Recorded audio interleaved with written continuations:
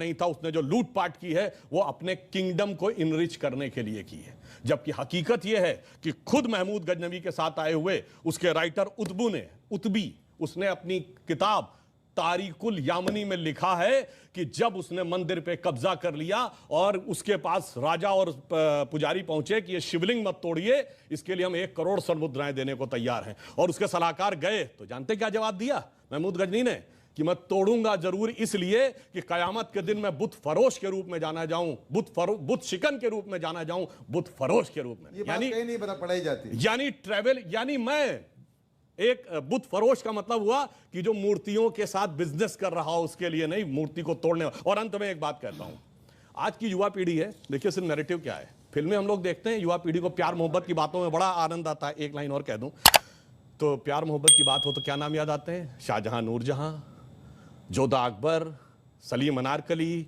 शीरी फरहाद, लैला मजनू, यही पढ़ाया गया ना।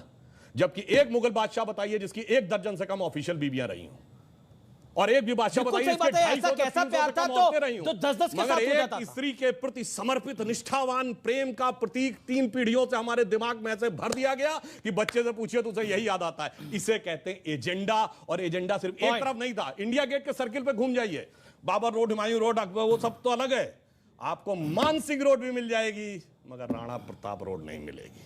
इसीलिए वीएस नायपॉल ने जो कहा था वो सच कहा था कि राष्ट्रवाद को कमजोर करने का इतिहास राष्ट्रवाद। समझ रहे हो? समझ रहे हो ना? भी आपको याद होंगे। नहीं तो फिर जब मोहन भागवत कि जिसकी एक ही पत्नी रही हो और उसका हरम ना रहा हो, तो ये तो बादशाहों की और राजाओं की प्रवृत्ति थी, पॉलिटिकल नहीं था। आप अरे राजा राम, राजा हरिश्चंद्र, बहुत से राजा हैं हमारे भाई। हाँ, उन सबके हरम है, 10,000 भी 10,000 हरम का मौजूद है राजा हरिश्चंद्र का। क्या बोला तूने? भाई साहब कुछ ज्यादा नहीं हो गया? मतलब साले का खोपड़ी तोड़ चंद्र जी के, जो रामचंद्र जी के पिताजी, उनका हरम मौजूद है, उसकी तारीख मैं, ये विषय नहीं है, आपने कह दिया इसलिए मैं कोट कर रहा हूं। जहां तक गजनी, अल्लाह माफ करे, बहुत मनुष्य लग रहे हो, मत करो, रहने दो, बहुत बुरे लग रहे हो। तौबा तौबा तौबा, थारा मूड खराब कर बात कर रहे हैं। और गजनी वो आया और उसने थोड़ा गजनी को जो लिखे गए लेटर्स यहां से उसको इनवाइट करने के लिए कि मंदिर के अंदर कितना अत्याचार हो रहा है, औरतों पे, रानियों के कत्ल हो रहे, उनके रेप हो रहे, और उनके कंकाल मिले नीचे विश्वनाथ टेम्पल में। जो कुछ हुआ वो भी एक तारीख। चल झूठ। भारत के हीरो से प्यार नहीं किया जाता। आपके सामने हम अपने हीरो को किस तरह आंकते हैं? प्रश्न ये पैदा होता है कि हमारा जो जनमानस है वो क्रांतिकारियों से ये उम्मीद करता है या अपेक्षा करता है कि वो दया की भीख नहीं मांगेंगे, वो माफी नहीं मांगेंगे। क्रांतिकारी वो होता है कि जो अपनी शहादत पेश करता। पहले तू दे ना।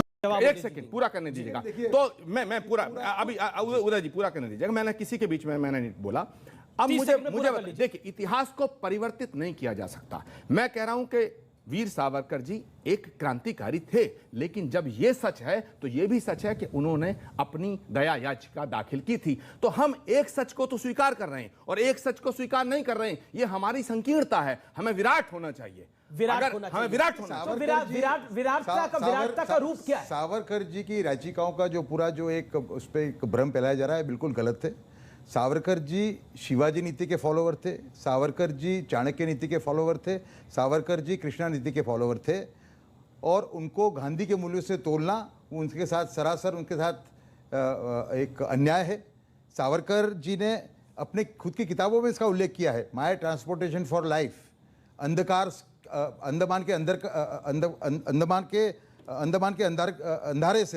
अंधेरे से, ये 2 सी किताब उनकी हैं। और दोनों किताबों में उन्होंने अपनी याचिकाओं का उल्लेख किया और उन्होंने कहा है कि मैं वहाँ पे कैदियों को समझाता था कि यहाँ सड़कें क्या करोगे, हमें बाहर निकल के, कोई भी युक्ति से बाहर निकल के हमें हमारी जो स्ट्रगल है उसको फिर से स्टार्ट करना है।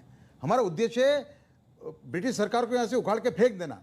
और दूसरे उसके साथ कॉर्पोरेटिव एविडेंस भी बहुत है। रेजिनल्ड क्रेडॉक नाम के एक ब्रिटिश अधिकारी थे, उनका लेटर है, उसमें कहते हैं वो कि 1914 का लेटर है कि भाई सरकार सोच रही है कि यहाँ के जो कैदी हैं उनको बाहर समुद्र किनारे टहलने की उनको अनुमति दी जाए, लेकिन साथ में कैवियट डालते हैं कि सावरकर को अनुमति मत देना, सावरकर के क्रांतिकारी दोस्त पूरी दुनिया में फैले हुए हैं, पूरे यूरोप में हैं, वो जहाज लेके आएंगे और उसको उठा के ले जाएंगे। आप समझे? तो ऐसे कई प्रमाण है उसके अंदर कि सावरकर की याचिकाएं, उनको एक परिप्रेक्ष्य में देखना पड़ेगा हमें। एक देखिए, शिवाजी ने अपने जीवन काल के अंदर औरंगजेब को, जिसको शिवाजी का जब देहांत हुआ उस टाइम पे उनकी राज्य की लंबाई कितनी थी मालूम है आपको? उनकी राज्य की लंबाई थी 1600 किलोमीटर। घूर, जहां से मोहम्मद गोरी आया था, उसका और दिल्ली का जो अंतर है, घूर का और दिल्ली का, उससे ज्यादा। काबुल का और दिल्ली का अंतर है, उससे ज्यादा। गजनी और दिल्ली का अंतर है, उससे ज्यादा। तो ऐसे शिवाजी ने कम से कम 5 अपॉलॉजी लेटर औरंगजेब को लिखे थे।